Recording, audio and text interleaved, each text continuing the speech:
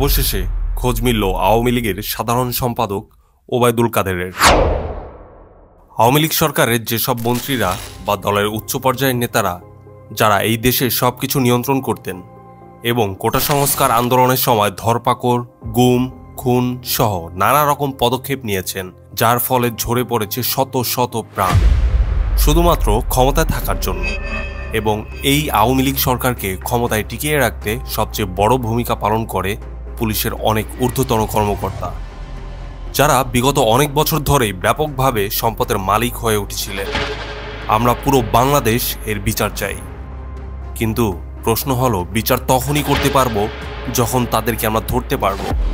Already কয়েকজনকে আটক করা সম্ভব হয়েছে, কিন্তু আসল রাঘব বোয়াল যারা ছিলেন তাদের একজনকেও এখন পর্যন্ত আমরা ছুঁতেও পারিনি।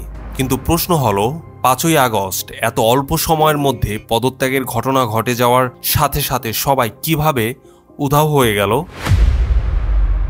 তারা কোথায় আছেন, দেশে নাকি দেশ ত্যাগ করতে পেরেছিলেন? আমরা বিভিন্ন সূত্রে জানতে পেরেছিলাম অনেকে দেয়াল টপকিয়ে তাদের কর্মস্থল ত্যাগ করেছিলেন, কিন্তু দেয়াল টপকানোর পরে কোথায় আছেন তারা? অবশেষে বেশ কয়েকজনের অবস্থান সম্পর্কে জানা গেল তারা কোথায় আছেন, কিভাবে আছেন। যারা দেশ ত্যাগ করতে পারেননি তারাও আবার দেশের মধ্যে কে কি অবস্থায় আছে। দেশ থেকে পালিয়ে গেছেন ওবায়দুল কাদের, আসাদুজ্জামান খান কামাল, আলী আরাফাত, মাইনুল হাসান খান নিখিল, পুলিশের আলোচিত কর্মকর্তা মনিরুল ইসলাম, বিপ্লব কুমার সরকার সহ পালিয়ে যেতে সক্ষম হয়েছেন আওয়ামী লীগের অনেক মন্ত্রী, প্রতিমন্ত্রী সহ অনেক পুলিশ কর্মকর্তারাও। তারা এখন কোথায় অবস্থান করছেন বিভিন্ন সূত্র থেকে সেটি জানা গেছে।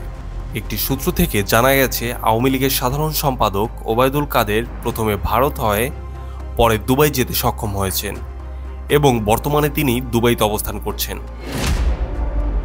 সরকার পতনের পর বেশ কয়েকদিন ভারতের সীমান্তবর্তী এলাকায় গা ঢাকা দিয়েছিলেন ওবায়দুল কাদের। পরবর্তীতে 8ই আগস্ট তিনি ভারতে পালিয়ে যেতে সক্ষম হন। তারপর ভারতে বসে ব্যাপক টাকা লেনদেন এবং দেন দরবার শেষ করে দুবাইতে পৌঁছাতে সক্ষম হন।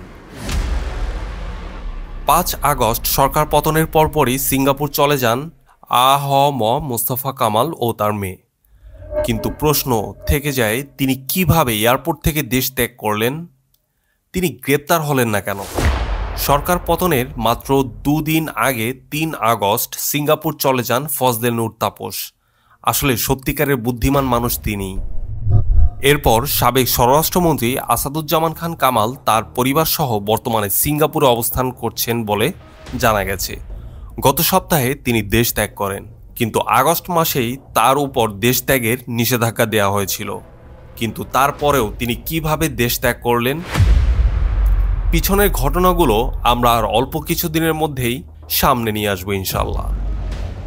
হয়তোবা সবার মাঝেই একই প্রশ্ন, তা হলো এত গুম, খুন, হত্যা, লুটপাট চালিয়ে নিজের দেশের ভবিষ্যৎ যেই ছাত্ররা তাদের হত্যা করেও কিভাবে তারা দেশ ত্যাগ করতে পারলো?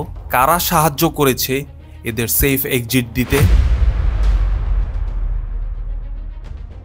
10 সেপ্টেম্বর লালমনিরহাট পাটগ্রাম দহলঘাট সীমান্ত দিয়ে পুলিশের যুগ্ম কমিশনার বিপ্লব কুমার সরকার ভারতে পালিয়ে গেছেন বলে একটি সূত্র নিশ্চিত করেছেন। তবে পুলিশের সাবেক কমিশনার হাবিবুর রহমান, অতিরিক্ত মহাপরিদর্শক মনিরুল ইসলাম এবং বহুল চর্চিত ভাতের হোটেলের মালিক হাউন আঙ্কেল এখনও দেশ ত্যাগ করতে পারেননি বলে একটি সূত্র থেকে জানা গেছে। যেসব নেতা আমলারা দেশ ত্যাগ করেছেন তারা সিলেট, আখাউড়া, নেত্রকোনা, ময়মনসিংহের হালুয়াঘাট, যশোর অঞ্চল, লালমনিরহাট সহ উত্তর অঞ্চলের সীমান্ত দিয়ে দেশ ত্যাগ করেছেন। কোনো সীমান্তে 50,000 টাকা দিয়ে পার হচ্ছেন ভারতে, আবার কোনো ক্ষেত্রে সেটা 40 থেকে 60 লাখ টাকা পর্যন্ত লেনদেন হয়েছে বলে জানা গেছে। অবৈধ পথে ভারত যাওয়ার পর ভারত প্রবেশে দালালের মাধ্যমে পাসপোর্টে অবৈধ টাকার বিনিময়ে যেমন সিল লাগানো হচ্ছে, তেমনি বহির্গমনের ক্ষেত্রেও মোটা অঙ্কের বিনিময়ে পাসপোর্টে সিল লাগানো হচ্ছে। যুক্তরাষ্ট্রের সফর শেষে 31 জুলাই দেশে ফিরেন শেখ ফজলে শামস পরশ। সে ফিরলেই বিপাকে পড়েন তিনি। আগে বুঝলে হয়তো তিনি দেশে আসতেন না, একটি সূত্র বলছে এখন পর্যন্ত তিনি দেশেই আছেন।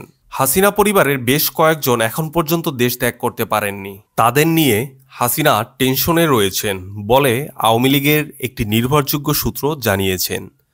এদের মধ্যে রয়েছেন শেখ ফজলুল করিম সেলিম, শেখ হেলাল উদ্দিন, শেখ তন্ময়, শেখ সালাউদ্দিন জুয়েল, সাদিক আবদুল্লাহ সহ বেশ কয়েকজন। আওয়ামী লীগ সরকারের মন্ত্রীদের মধ্যে মোট 15 জন দেশ ত্যাগের খবর পাওয়া গেছে, যাদের মধ্যে পট পরিবর্তনের পর পালিয়ে গেছেন।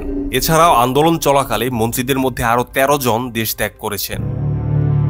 তবে পালিয়ে যাওয়ার সংখ্যা আরও বেশি বলে দাবি করছেন কয়েকটি সূত্র।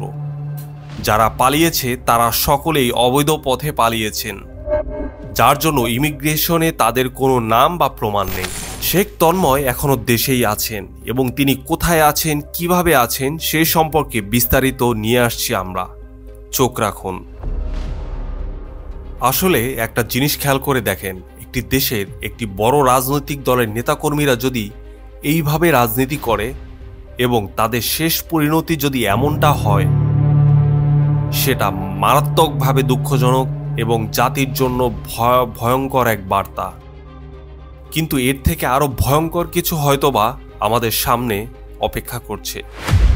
বিভিন্ন দল উঠে পড়ে লেগেছে তাদের ক্ষমতার লড়াইয়ের জন্য। অলরেডি পরিবহন সেক্টরের চাঁদাবাজি ভাগ বাটোয়ারা চলছে। সিন্ডিকেটগুলো এখন তারা নিয়ন্ত্রণ করতে মরিয়া। সরকার বিভিন্ন নিত্য প্রয়োজনীয় জিনিসপত্রের দাম নির্ধারণ করে দিলেও কমছে না নিত্যপণ্যের দাম। It's very alarming for us. বাংলাদেশকে সুনির্দিষ্ট পরিকল্পনা নিয়ে সামনে এগোতে হবে। এক ফ্যাসিস্টের পতন হলেও পরবর্তীতে যেন বাংলাদেশে এমন কোনো শাসন ব্যবস্থা চলে না আসে যাতে করে মানুষ আর দুঃস্বপ্নের ভয় নিয়ে রাতে ঘুমাতে যেতে না হয়। Thank you for watching this video.